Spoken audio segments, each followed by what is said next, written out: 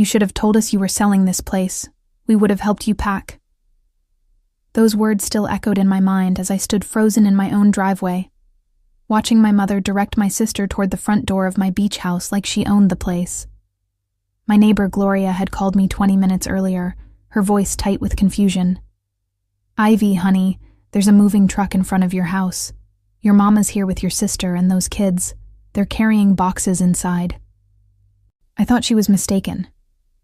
I thought maybe they were dropping something off, visiting for the day. Anything but what I was now witnessing with my own eyes.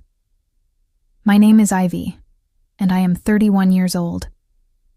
I work as a project manager for Thornbright Ventures, a commercial real estate development company in Charleston, South Carolina. 3 years ago, I saved every penny I had, took out a mortgage I could barely afford, and bought this small beach house on Folly Beach. It was nothing fancy.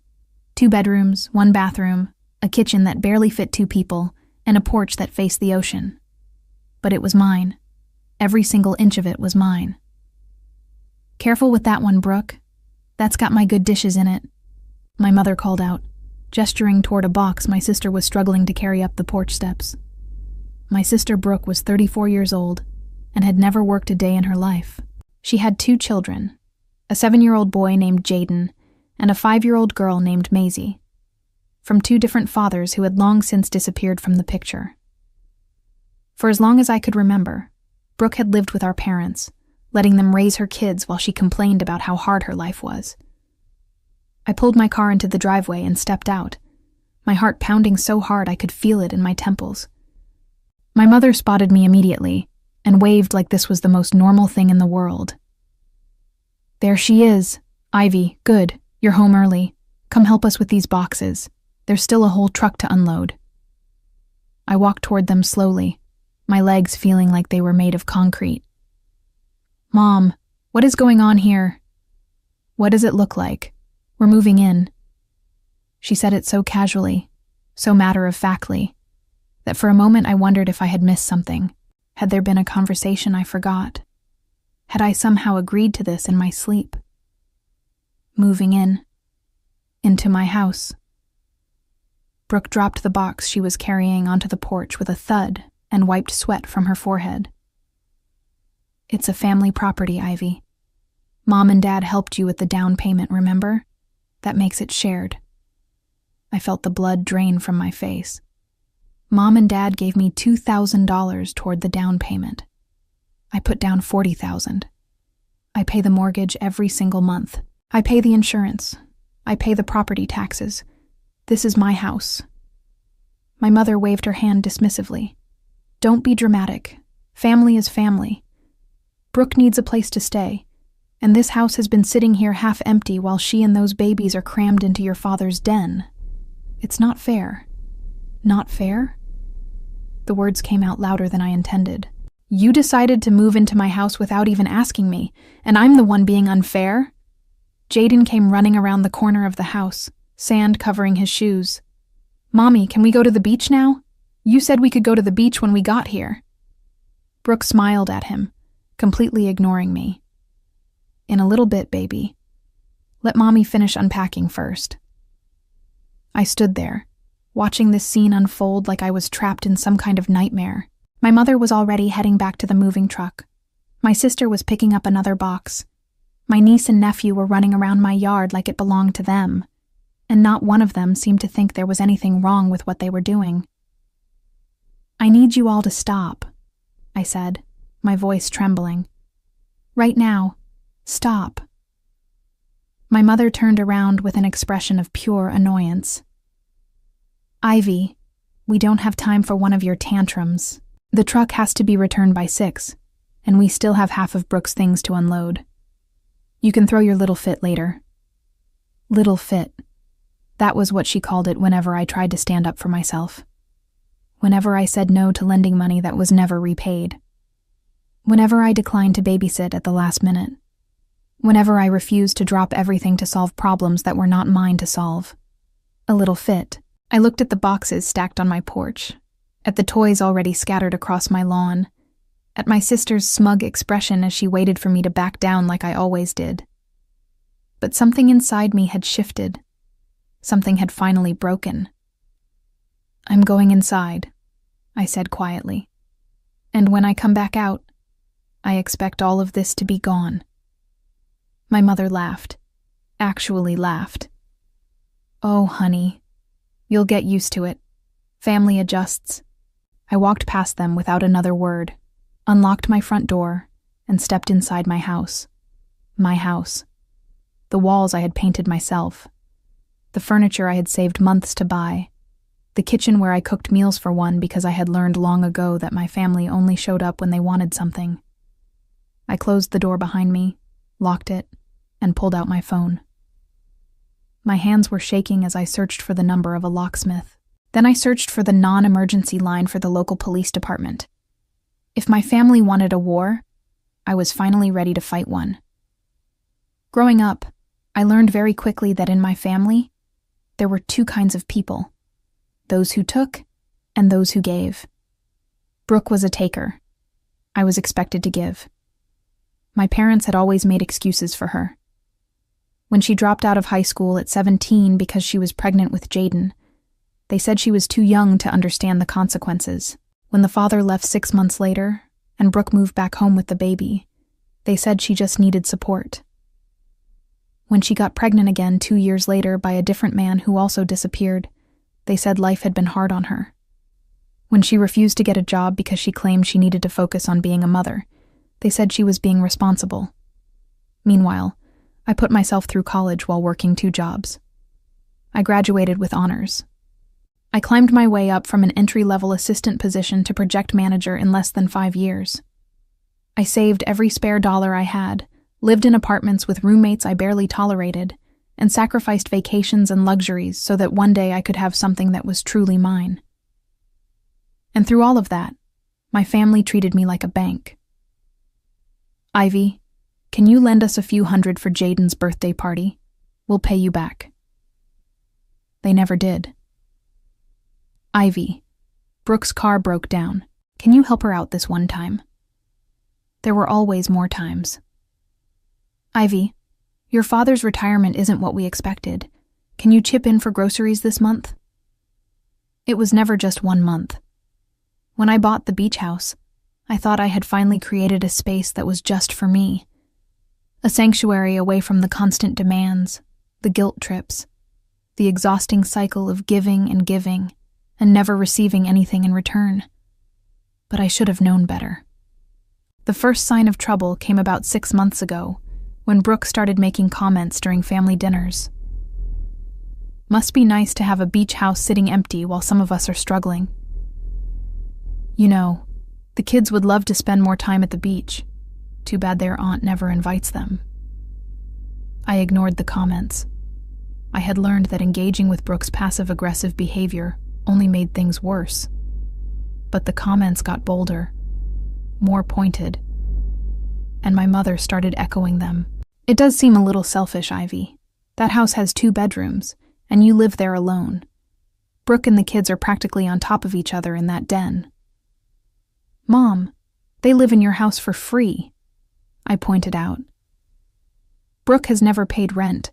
She's never paid for groceries. She's never paid for anything. She's a single mother. What do you expect her to do?" "Get a job," I said. "Like I did. Like millions of other single mothers do." That conversation ended with my mother calling me cold and heartless, and Brooke refusing to speak to me for 2 weeks. At the time, I thought the drama would blow over like it always did. I was wrong. Standing in my living room now, watching through the window as my mother and sister continued to unload boxes onto my porch, I finally understood. They had never intended to ask my permission. They had never planned to have a conversation. They had simply decided that what was mine was theirs, and they expected me to accept it. I thought about all the times I had backed down, all the times I had written checks to keep the peace, all the times I had swallowed my anger and told myself that family was more important than boundaries. And I realized that every single time I had given in, I had taught them that my no meant nothing.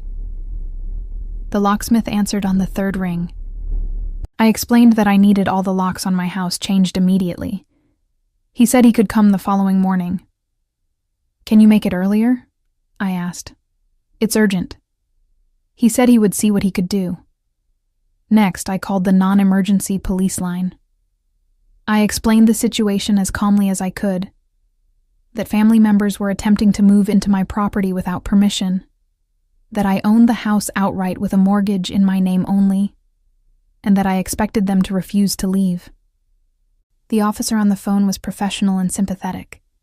He took down my information and explained the options. If my family was inside the house when I asked them to leave and they refused, it could become complicated. But if I could get them out before they established any kind of residency, I would have much stronger legal standing. They think they're officially moving in this weekend, I said. Saturday, 3 days from now. Then I'd suggest making sure you're prepared before that happens, the officer said. I thanked him and hung up. Through the window, I watched my mother knock on my front door. I did not answer. She knocked again, louder this time. Ivy, open this door right now. We need to bring the boxes inside before it rains. I stayed silent. Ivy, I know you're in there. Stop being ridiculous. Brooke joined her at the door, her voice shrill with irritation. This is so typical of her. She always has to make everything about herself. I walked away from the window and sat down on my couch. My hands were still shaking, but my mind was clear. For the first time in years, I knew exactly what I needed to do. They wanted to treat my home like family property? Fine. Then they could learn what happened when they tried to take something that did not belong to them. I pulled out my phone and texted my neighbor Gloria. Thank you for calling me. I'm handling it. Please don't let them tell you anything about me. They don't speak for me. Her response came seconds later. I had a feeling something was off. You've always been so private about your space. Let me know if you need anything. I smiled despite everything. At least someone respected my boundaries. The next 3 days felt like preparing for battle. The locksmith came Wednesday morning, just as he promised. He was a quiet man in his 50s named Walter, and he worked efficiently while I hovered nearby, explaining the situation in vague terms. He did not ask too many questions, which I appreciated. By the time he left, every lock on my house, front door, back door, side door to the garage, had been replaced. I had 3 copies of each key, and I hid 2 sets in secure locations that only I knew about. On Thursday, I went to the county records office and obtained a certified copy of my deed. Then I went to my bank and got documentation showing that the mortgage was in my name alone, that every payment had come from my account, and that no other names were associated with the property. I also pulled up my homeowner's insurance policy, which listed me as the sole owner and occupant. That evening, my phone rang constantly. My mother, my father, Brooke. Even numbers I did not recognize, which I assumed were relatives who had been recruited to pressure me. I did not answer any of them. Instead, I sent a single text to my mother. Do not attempt to enter my property. If you do, I will call the police. Her response was immediate and explosive. How dare you threaten your own family? That house belongs to all of us. Your father and I helped you buy it. You would be nothing without us. I read the message 3 times, then set my phone down on the kitchen counter and walked away. Friday morning, I called in sick to work. It was the first time I had taken a sick day in over 2 years, but I needed to be home. I needed to be ready. Around noon, my father's truck pulled into my driveway. He got out slowly, his face a mixture of confusion and frustration. I watched from the window as he walked up to my front door and tried his key. It did not work. He tried again, then jiggled the handle, then stepped back and stared at the lock like it had personally insulted him. He knocked. Ivy, open up. It's Dad. I did not move. Ivy, come on. Your mother is upset. Brooke is upset. The kids are upset. Can we just talk about this like adults? I stayed silent.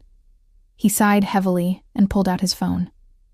A moment later, My phone buzzed with a text from him. "I'm outside. Let me in." I typed back, "The locks have been changed. You are not welcome on my property without my permission." There was a long pause.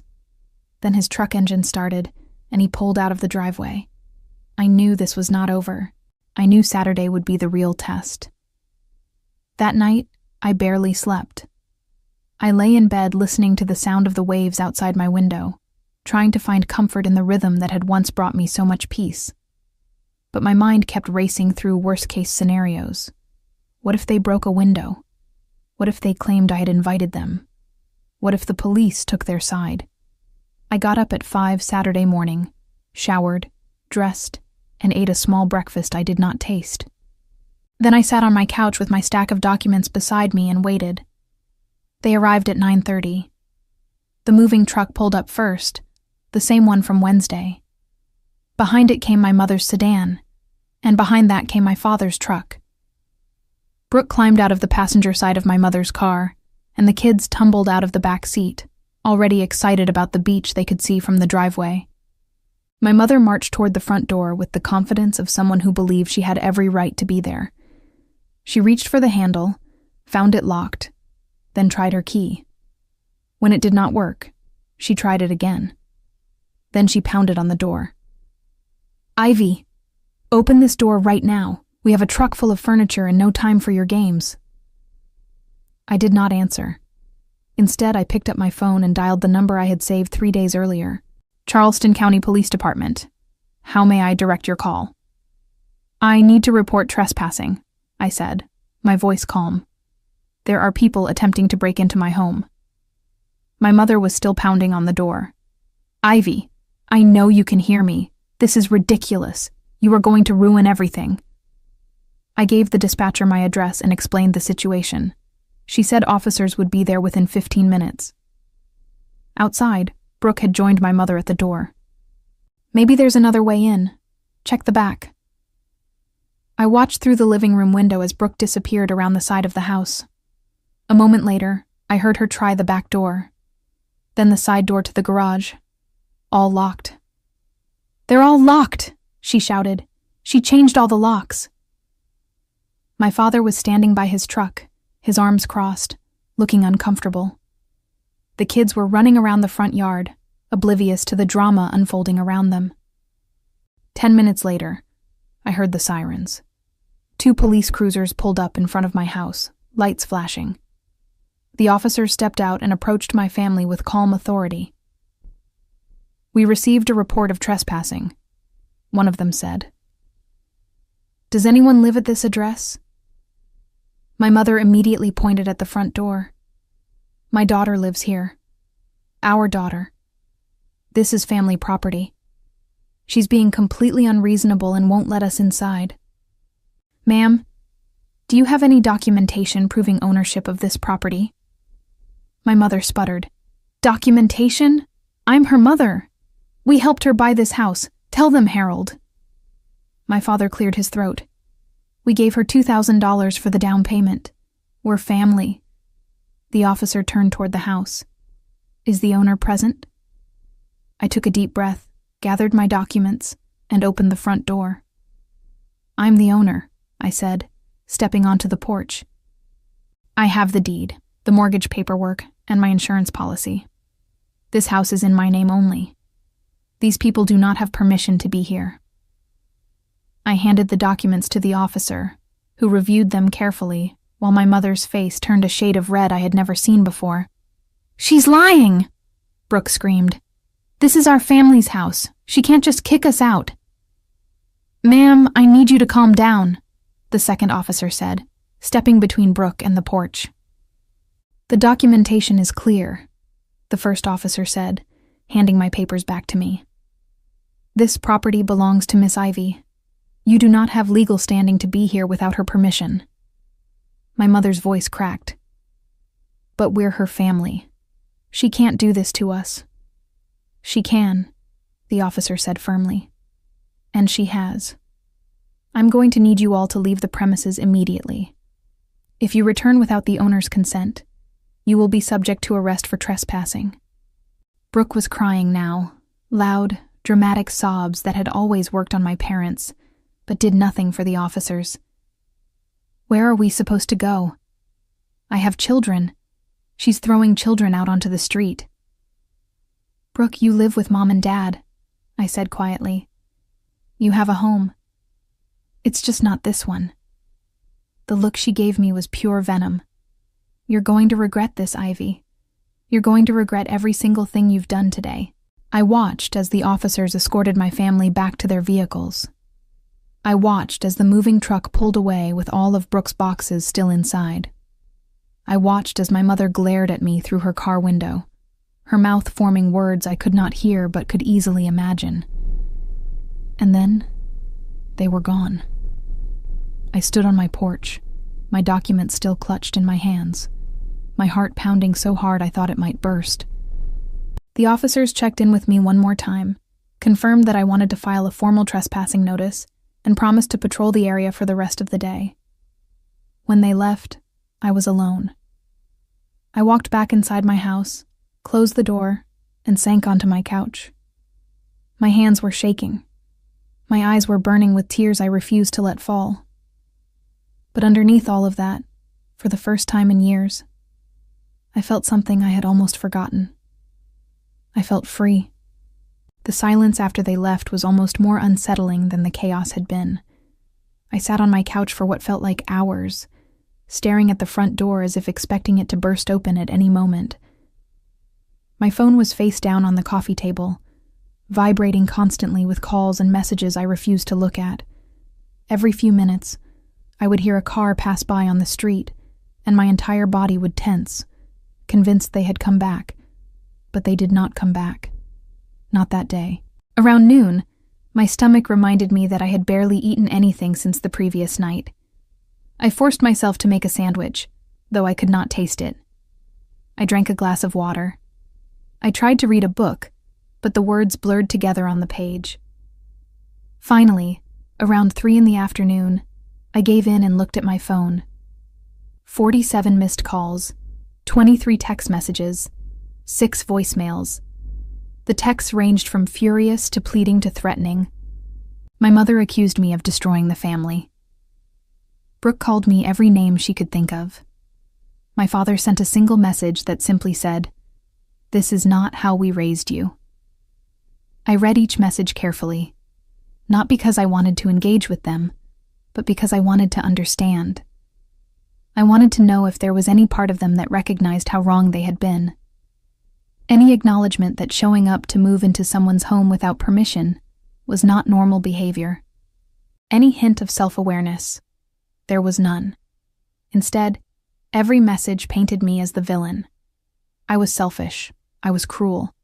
I was a bad daughter, a bad sister, a bad aunt. I was single because no man would want someone so cold. I would die alone in my precious beach house and deserve every moment of it. I deleted every message without responding. The voicemails were harder to ignore. My mother's voice, trembling with what sounded like genuine emotion, asking how I could do this to her. Brooke sobbing that her children were traumatized, that they had been so excited about living at the beach, and now they would never trust family again. My father, stern and disappointed, saying that he never expected his own daughter to call the police on her flesh and blood. I listened to each one, then deleted them too. That evening, I took a long walk on the beach. The sun was setting over the water, painting the sky in shades of orange and pink that usually filled me with peace. But tonight, all I could feel was a heavy knot of anxiety in my chest. I knew this was not over. I knew my family would not accept defeat this easily. They had spent 31 years believing they were entitled to whatever I had, and one encounter with police officers was not going to change that overnight. I was right. Sunday morning, I woke to the sound of knocking. Not pounding, like my mother's frantic attempts from the day before, but a slow, deliberate knock that somehow felt more ominous. I approached the door cautiously and looked through the peephole. My Aunt Frances stood on the porch, her arms crossed, her expression grim. Frances was my mother's older sister, and she had always positioned herself as the family mediator. Whenever there was conflict, she inserted herself into the middle of it, claiming she wanted to help everyone find common ground. In reality, she almost always sided with whoever was causing the problem, believing that the path of least resistance was for the reasonable person to simply give in. I did not open the door. "Ivy," Frances called through the wood. "I know you're in there. Your mother called me. She's beside herself with worry. Can we please just talk?" I stayed silent. "I'm not here to yell at you or take sides. I just want to understand what happened. Your mother says you called the police on your own family. That can't be the whole story." I took a breath and spoke through the door. "The whole story is that my mother and sister tried to move into my house without my permission. They showed up with a moving truck and started unloading boxes. When I told them to leave, they refused. So I called the police. That's the whole story." There was a pause. "But Ivy, surely you could have handled it differently.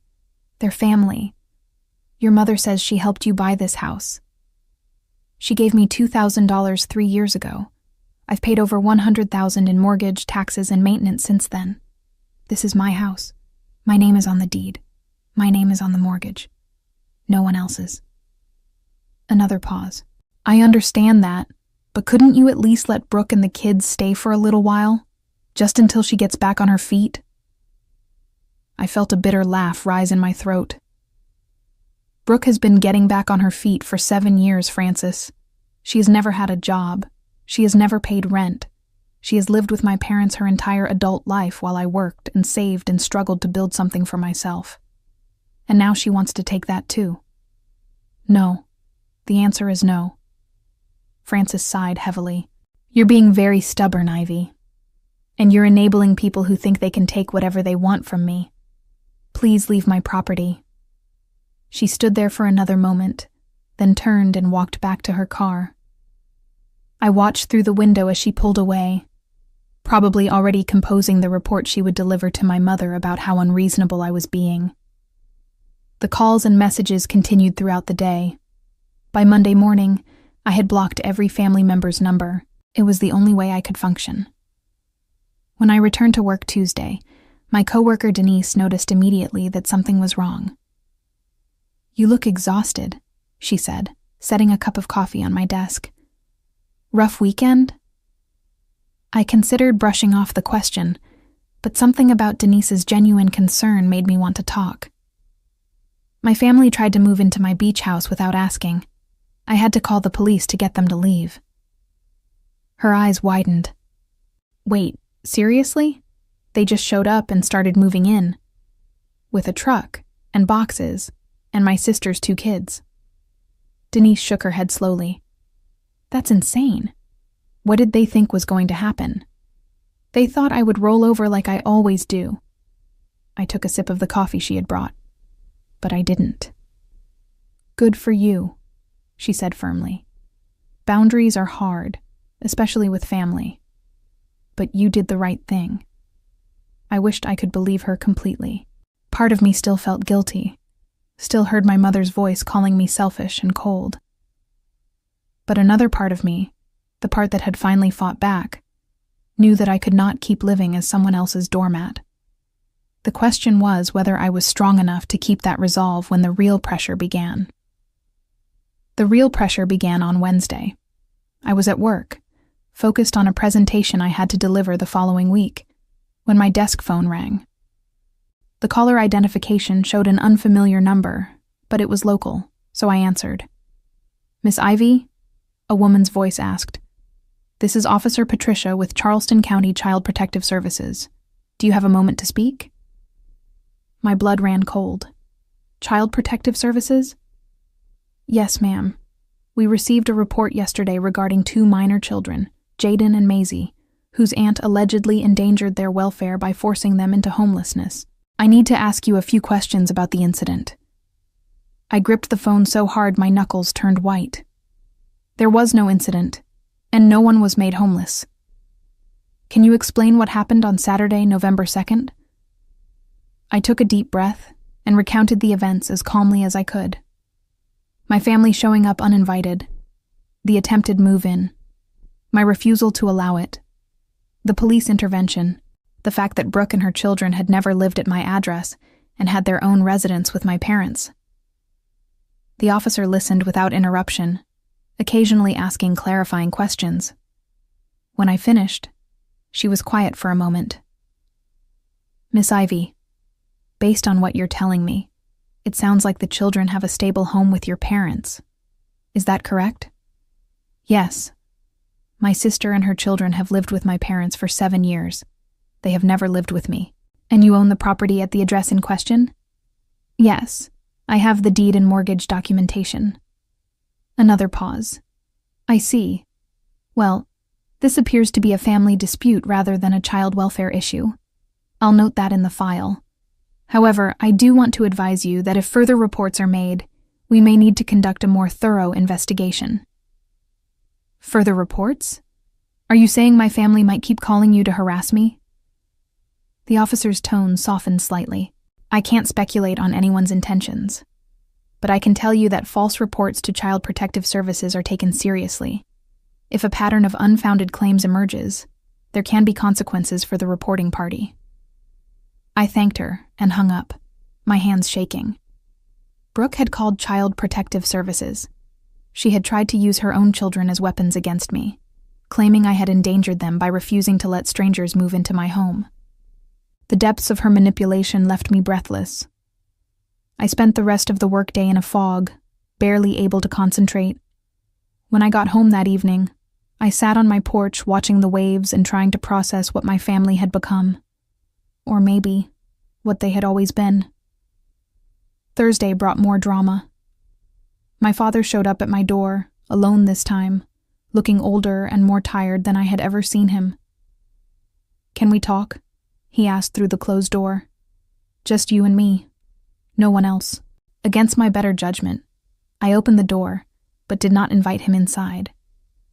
We stood on the porch, the ocean breeze carrying the scent of salt between us. "Your mother is devastated," he began.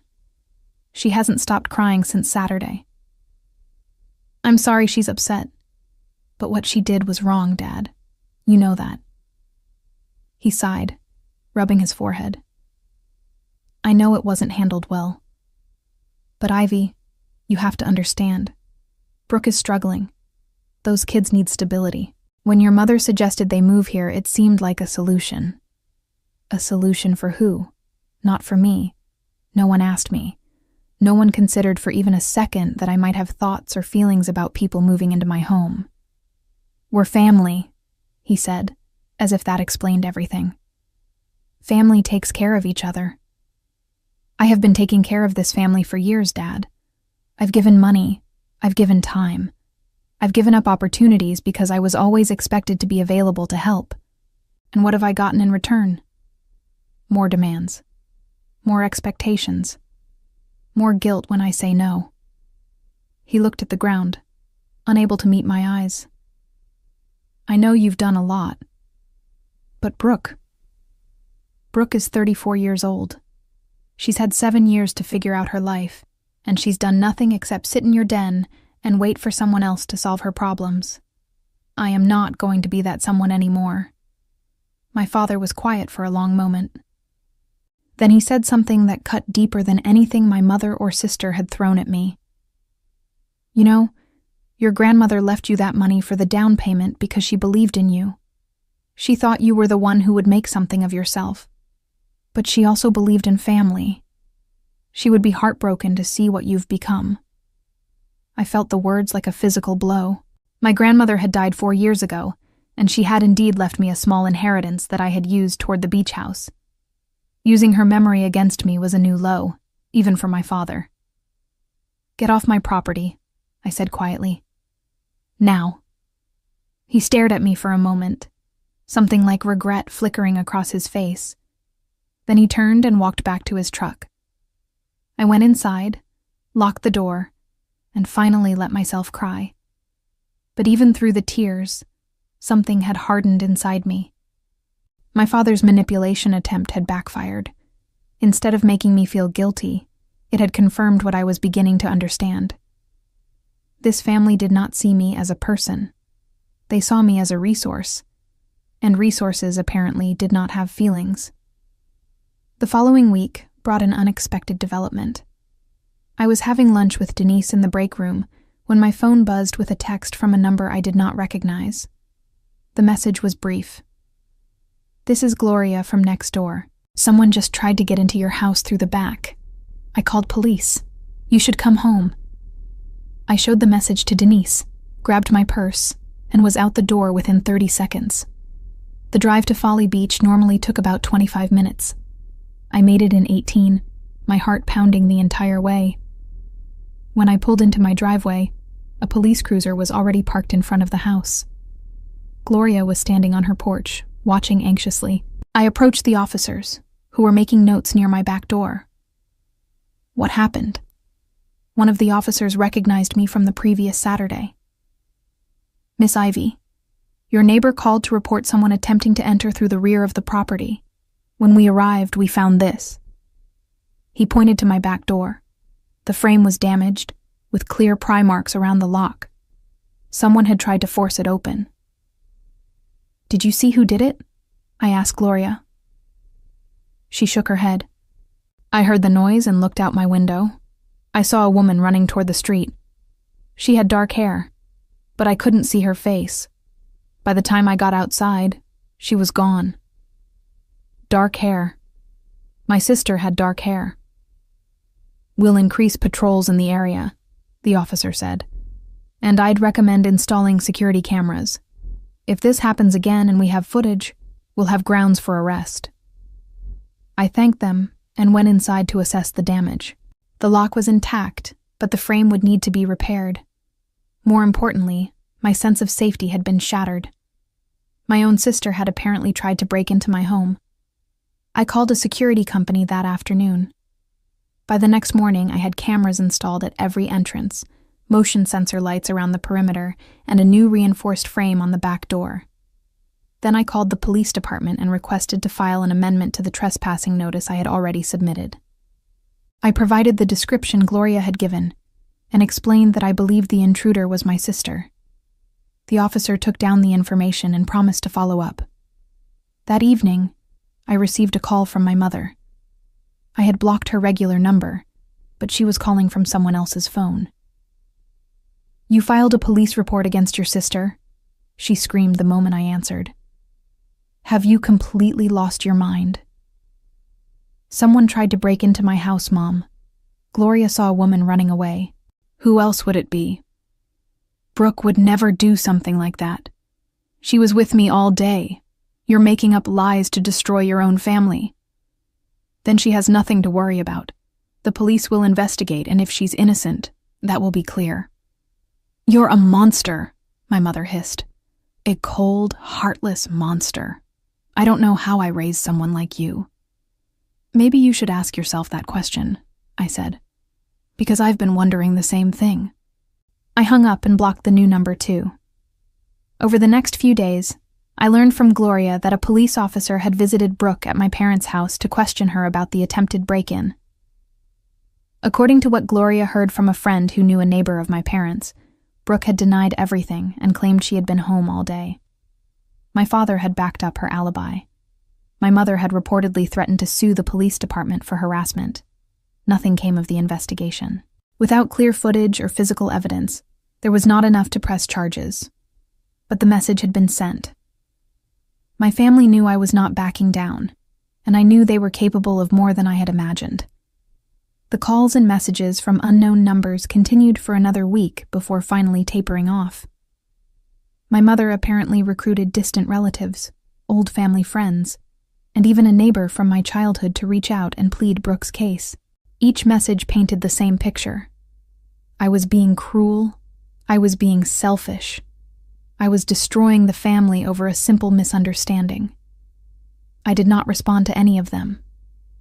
Eventually, the silence I had been craving finally arrived. No more calls, no more messages, no more surprise visits.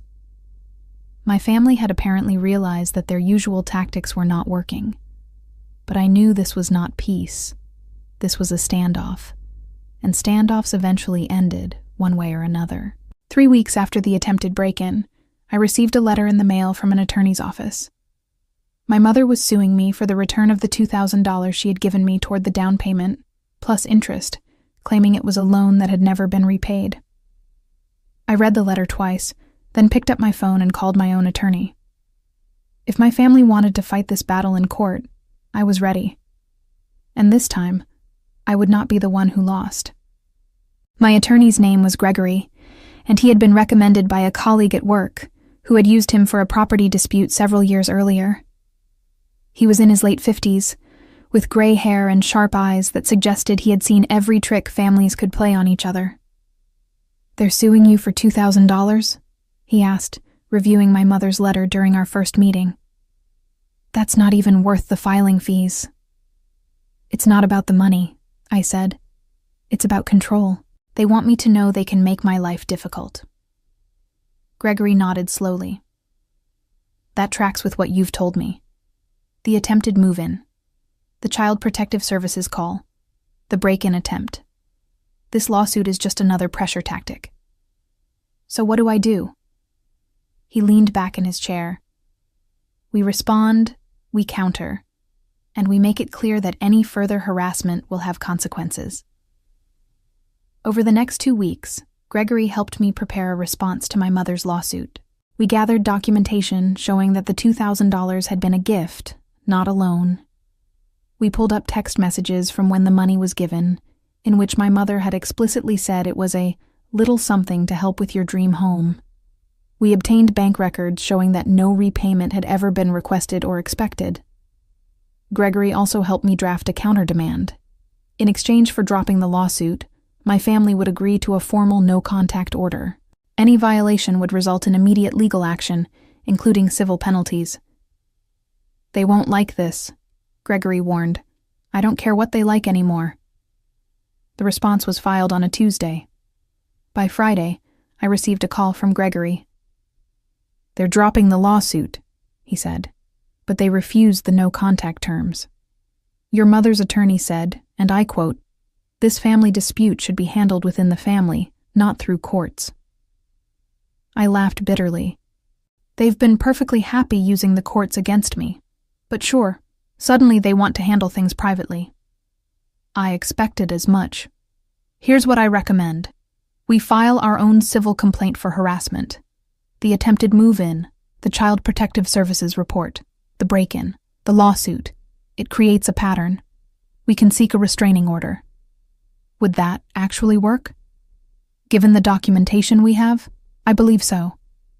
It would prohibit any member of your family from contacting you, visiting your property, or making false reports about you to any agency.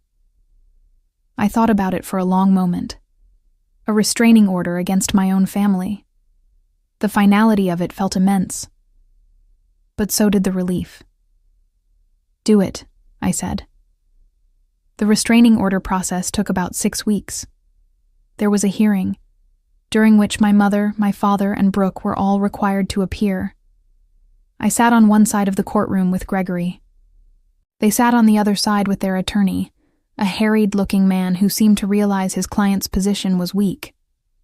My mother tried to speak during the hearing, claiming that this was all a misunderstanding, that they had only wanted to help me, that I was the one being vindictive. The judge listened patiently, then reviewed the evidence, the police reports, the documentation, the text messages, the Child Protective Services records. When the judge issued the restraining order, prohibiting all 3 of them from contacting me or coming within 500 feet of my property, my mother burst into tears. My father looked stunned, like he could not believe this was happening. Brooke sat in silence, her face unreadable. I walked out of the courthouse without looking back. The weeks following the restraining order were the quietest of my life. For the first time in years, I did not wake up dreading what new demand or crisis would arrive from my family. My phone no longer buzzed with guilt-laden messages. No one showed up unannounced at my door. The constant noise in my head, the voice that always wondered if I was being too selfish, too cold, too ungrateful, finally began to quiet. I spent more time on the beach. I took up morning runs along the shoreline, letting the rhythm of my feet on the sand replace the rhythm of my family's expectations. I invited Denise down for a weekend, and we sat on my porch drinking wine and talking about everything except family drama. "You seem different," Denise said during that visit. "Lighter." I feel lighter. Like I've been carrying a weight I didn't even know was there until I put it down. "You did the right thing, you know. I know it doesn't always feel like it, but you did."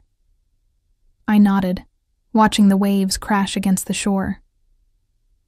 I keep waiting for the guilt to hit, but it hasn't. And I'm starting to think that's because the guilt was never really mine to carry. It was something they put on me to keep me in line.